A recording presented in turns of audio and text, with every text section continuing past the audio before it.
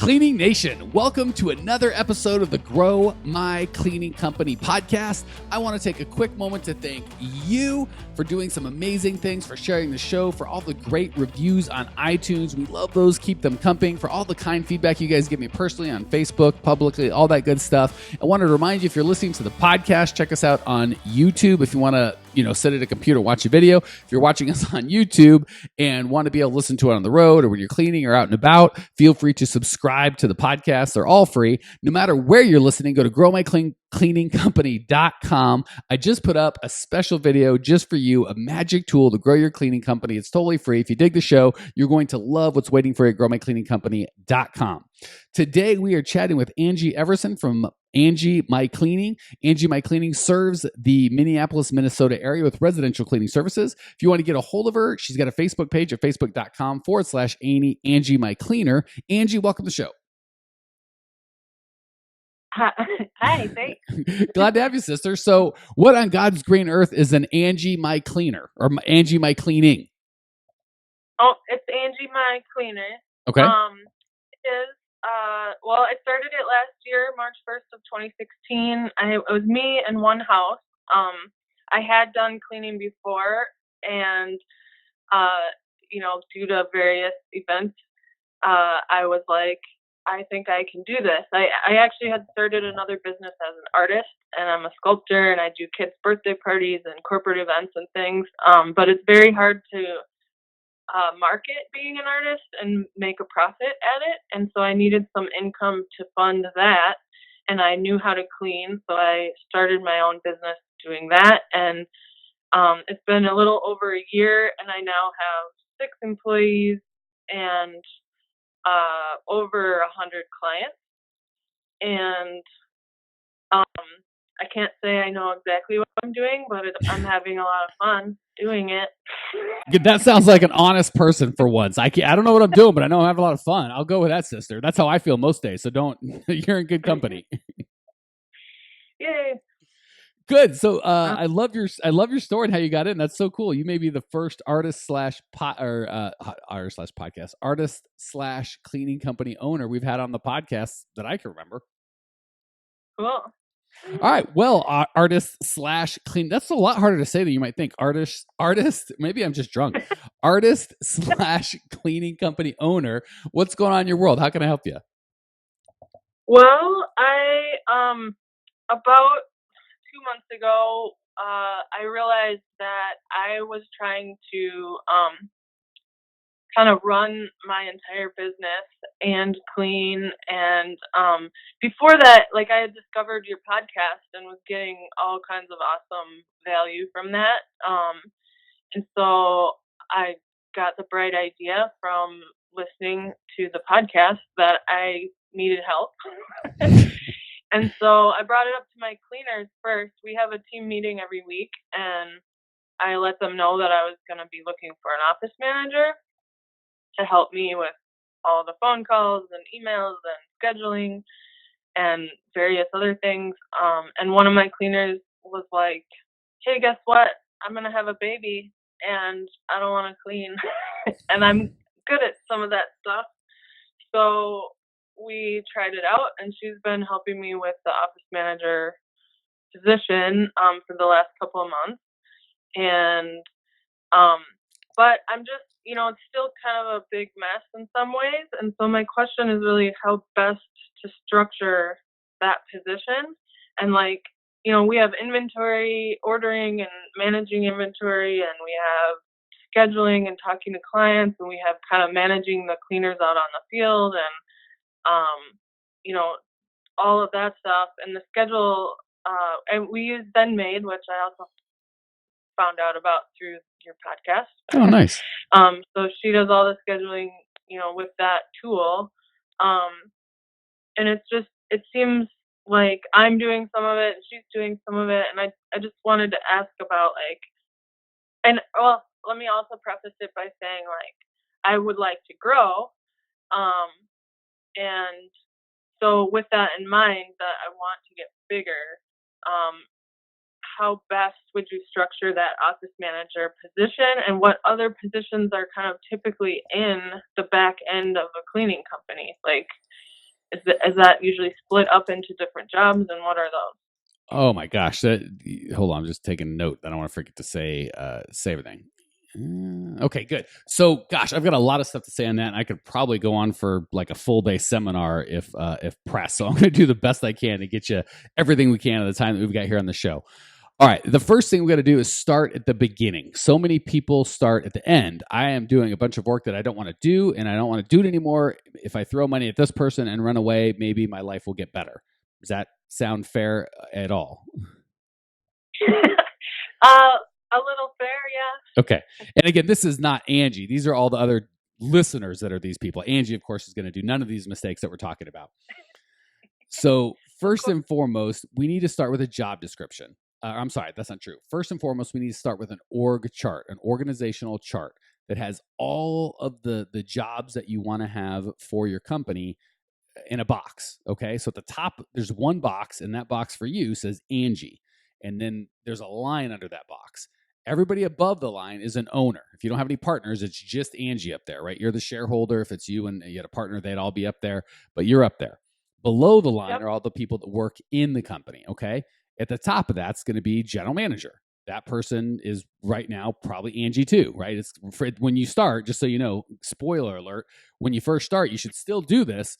But of all the boxes, your name's going to be in all of them. And as you grow, you promote yourself out of all of these boxes. Okay. But first you have to have the boxes and define them and know who's supposed to do what. So at the top of the thing is Angie in the general manager's box. Underneath that box, there are exactly 3 boxes. One says accounting, or if you want to get fancy, CFO, chief financial officer. The second one says sales and marketing, client attraction, and that could be your CMO, your chief marketing officer. And to the right of that would be your operations, which would be COO, chief operations officer, or just the person in charge of getting the work done. Every business inside and outside the cleaning business has those 3 things. You've got to get customers, you've got to provide your product or service, and you've got to account for all of it. Okay. At the beginning, Angie's name is going to be in all 3. Okay. Which is fine. You're like, oh my gosh, I'm in all these boxes. That's correct. You're doing all of the work yourself. Below the accounting piece or the CFO, you might have, at the beginning, there may not be anything, right? Just, a bookkeeper, and then above that's the CPA. But this is going to be your whole team. And the CPA might be someone that isn't work for you, but they do your taxes. So they're kind of in that little area. And there might be an accounts payable clerk as you get bigger, and accounts receivable clerk. But I wouldn't spend too much time there. Just know somebody's got to be in charge of the finances. And to start, that's going to be Angie. And you might have a bookkeeper, right? So Angie's the CFO, right? You're in charge of all that data, but someone else is going to prepare the books or write the checks or do all that other stuff. But to start with, it's just really you and maybe an assistant or a bookkeeper and a CPA to do your taxes. When you get to the marketing, you might have one for marketing, one for sales. You might have a sales manager, salespeople. You might have a marketing person, a content person, a web person, SEO guy. There's all sorts of nonsense that you can do. We're not going to dive into that because that wasn't your question. When you get to the third box, we finally going to talk about what you want to talk about, which is great. How do I freaking because I'm assuming what you're saying is you want someone to help you run the company, do the operations, not the other 2 boxes, correct? Yes. Okay. And you want to kind of keep those separate. Usually the person that's in accounting is not great at selling. Usually the person that's selling isn't great at creating systems or managing other people. So you don't want the account, you want those boxes to be separate, right? No one from the accounting does sales, no one from the sales does operations, no one from operations does accounting. You kind of get that idea. So that part is all kind of the same for every business, or certainly every cleaning business. We're going to kind of make some assumptions about your business that I can give you some ideas, but we'd have to talk at depth, in length, about how your companies run and what exactly you want before I could kind of help you put together your exact org chart. But I've got enough information we can kind of get some ideas for you to work with once we're off the call. Does that sound good? Perfect. Okay. So below that, and here's how I'd probably do this. I would write down everything that you do in a day, right? At the beginning, it's nice because you do everything. If it's going to be done, you do it. If you just write down everything you do, then you've kind of got a list of everything that needs to be done. And then I'd put all those 3 things in each of the boxes. And then once you've got all the operational stuff, you can kind of decide this is starting to turn into a job description, right? Maybe we've got, and I'm just making this up because we'd have to, again, talk in depth for me to really give a specific coaching for you and your company. But to start, you might say, well, I do all the hiring. That's hiring is someone. And then once I hire the people, I do all the training, and then I do all the hopefully quarterly reviews to make sure they're going good. And you start realizing, well, that's kind of one position, right? The staffing, training, encouraging, that's one position. And maybe you say, this is something I want to keep doing for the time being, or this is one of the first things I want to hire out. Then you might notice, well, on top of that, I've got to buy supplies and do make schedules and find out when someone calls out, who comes in. And if someone needs to be fired, I do that. And so you kind of get an idea of all the things that need to be done first. Okay. So what typically happens is people hire somebody, just give them money and be like, all right, I didn't figure this out. It's a huge mess. I don't want to deal with it any longer. You deal with all the headaches, and they run away. And that person gets overwhelmed because you couldn't figure it out as the owner. Certainly an employee's not going to be able to figure it out for less money, and they run away. So what we want to do is be very clear at first through this org chart creation of exactly what the universe of things that need to be done is. So when they come, you've got a list of, here's the 20 things that need to be done in the operations world. And I kind of mentioned some of them, anywhere from buying supplies to fixing vacuums or getting them fixed, to hiring, to firing, to training, to making schedules. You're pretty familiar with all this stuff, right? So you want an exhaustive list of all the things that you do. And then you want to make a list of what this new person's going to do and what they're not going to do. And that's going to be a job description. So within that org chart, once you have kind of the operations manager or the hiring manager or the supplies manager, whatever you want to call them, you can make a clear list of what they're going to do, and more importantly, what you're going to do or what they're not going to do. Because what tends to happen is you just give them a bunch of work, and every time something that comes up that's a pain in the neck to do, you just tell them to do more, and they get overwhelmed, burnt out, and quit. So the idea is you've got your org chart. Within the operations, you've got a list of all the things that need to be done. And before you hire anybody, you break that list into things that you want to continue doing, you feel is appropriate for the owner to be doing, or for the higher level thinker to be doing, and then a list of the things that you want them to do. And that way you don't get scope creep, right? Where you hire them to say, hey, I just want you to manage employees, check on jobs, and make sure everything runs smoothly. And then all of a sudden they're doing payroll, and they're doing tracking times in and out, and they're creating schedules, and they're dropping off keys, and like all this nonsense, which is fine. You just have to set that up as an agreement before they start, not when they start, they think they're going to do X, Y, and when they get going, they're doing X, Y, Z, A, B, C, D, F. You've thrown the whole kitchen sink at them. Does that make sense so far? Totally. Okay, so step one, create an org chart with your name in all the spots. Step two, start deciding which piece of the pie you want to take out, right? Don't just start randomly hiring people. You want to have job descriptions of this person is going to do these tasks, and it's going to take this off of my plate. The next thing you need to do is make sure you've got a profitable model. Because what happens when you first get started is, there's always kind of two ways you can use your money. If you've got money coming in, there's cost of goods sold, which is the actual, I'm getting $100 a month to clean this place, and I'm paying you guys $50 to clean it. That's your cost of goods sold, right? Yeah. Okay. And then you have overhead. And when you're starting, the overhead's really low because you don't have an office. You don't have an office manager. You might have a cell phone, a little insurance. I don't know what else, maybe $1,000 or a couple thousand a month. It's very low. Now, when you hire a manager, that overhead goes up, right? So the cost of goods sold never hurts you, because it's not like you ever have, you spend $500 to clean $100 worth of stuff. Generally, if you're bidding right, if you have $100 job, you're going to pay $50 to get it cleaned, or 40 or 60, but it's not going to be, as you grow, your income grows at the same speed your cost of goods sold does. All this margin starts showing up. Where that margin goes away is overhead, right? If you've got an office that costs $1,500 a month, it costs the same $1,500 a month if you have a huge month or if you have a tiny month, right? Your cost of goods sold is variable. It goes up and down with your sales. When you start picking up fixed costs like car payments, office managers, offices, phone systems, whatever, you just got to make sure that there's enough margin in your business as it is to pay for that person. So and you don't have to answer this, but you do have to answer this. You don't have to answer online or on air. The first question is, after you make these job descriptions, the next question is, do I have enough money? Is there enough margin I can pay this person and take some of this headache off of my plate? Questions on that so far? No. Okay. And the last thing was just be careful when you hire, because a lot of times people go right to their cleaners. And I'm not saying it never works. And maybe the one that you've hired is doing a great job. Have no idea. So if they're doing a great job, I'm not saying kick over that apple cart. I'm just saying oftentimes, just like salespeople aren't generally good accountants, people that clean often aren't good owners, or I shouldn't say owners, aren't good managers of cleaning staff, right? The skill set it takes to manage and encourage a team of people and hire is very different than a skill set to clean a house. Does that make sense? Yep. Okay. Totally.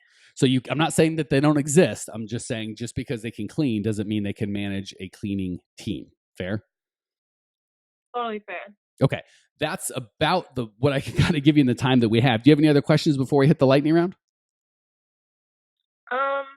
No. That was really helpful, and I've got 3 pages of notes. Beautiful. And luckily we've recorded this. So if you missed something, it will be available. You can listen to yourself along with all of Cleaning Nation and hear how brilliant you sound. On that note, let's hit the lightning round. I'm going to give you the opportunity to share with Cleaning Nation some of the experience that you've had in the last year that you've been building this business. 3 quick questions. You're going to give 3 amazing answers. Question number 1, what's the best advice you've ever received, personally or professionally? I mean, I have a lot of answers to that question. I feel like relating to the cleaning, like probably most of it came from your podcast, and out of all the things, the best thing for me so far, like that I would put out in the front would be like getting myself out of the daily operations as much as I can so that I have more energy and like, you know, space in my head to think about how to move forward. Well said. So, I agree with me. I couldn't. Well said. That's fantastic advice. Question number 2, what's the biggest mistake you've made in the cleaning business so far? So maybe some of us can hear from your mistakes and not make that mistake, and we can go make different mistakes. Well, I've heard all of these said before on your podcast, so hopefully it's not too boring, but like, no, I always tell people, if you hear the same mistake, people saying the biggest mistake I made was, and you hear it over and over, maybe you should double, triple, quadruple, make sure you're not making that mistake. So if we've heard it before, that's totally okay. As long as it's true, I want to hear it. I have 3 that kind of equal each other. One is paying too much right away, not having any room to like give raises or anything. Smart. I learned that with my first employee. And then, like hiring based on friendship connections, that didn't go well for me. And I have team meetings, which is awesome, but they weren't organized. And that not having an organized meeting isn't not helpful. And I pay them to come to the meeting, so it's good to like have a schedule or an agenda. I think that one's my favorite. I have not heard that before on the show, and I would encourage anyone out there listening going, I've got that problem. I always want to have meetings, but I don't know what to do or how to do it or what to say. That'd be a great one. Call Natalie and try and get on the show. I would love to do an episode where we talk about what a team meeting looks like, but not this episode. Last question. What's one idea Cleaning Nation can put into practice right away? Something easy and simple that as soon as the show's over, they can go put into practice immediately and start getting some benefit. Immediately? Gosh. Just easily implementable, not like go out, buy a franchise, get a car, like that's too much. Just something quick and easy that even if it's not a huge impact, that's just they can put into practice right away. I just know that one of the things that helped me a lot, advice that I was given, my dad always pushed me really hard to do my due diligence before like purchasing things or, in business, it would be like before hiring someone, or I don't always have the luxury to do that at the pace that we're growing. But I'm trying to keep up. I just feel like due diligence and like doing your research as much as possible before making decisions is really good idea. I could attest. I definitely have some one-on-one clients that would agree. We're spending a lot of time and money unwinding a mess of a situation that they got into from a lack of due diligence. All right, Angie, thank you so much for joining us. I am digging your vibe and your passion and putting up with me, having some fun with you. Cleaning Nation appreciates you. I appreciate you. Cleaning Nation, if you want to check out Angie's show notes page, the notes that we had, and the special video I mentioned earlier, it's all at growmycleaningcompany.com. Check it out now. I will see you there. Congratulations! You are now 16% smarter. Still can't get enough cleaning goodness? Go to www.growmycleaningcompany.com for more of the good stuff. Ever want to be rich and famous? Owners of cleaning companies as well as industry experts can apply to be featured on the show by emailing our producer Natalie at support@growmycleaningcompany.com. Until then, don't miss out on all the latest cleaning industry lovin' at www.growmycleaningcompany.com. Check it out now.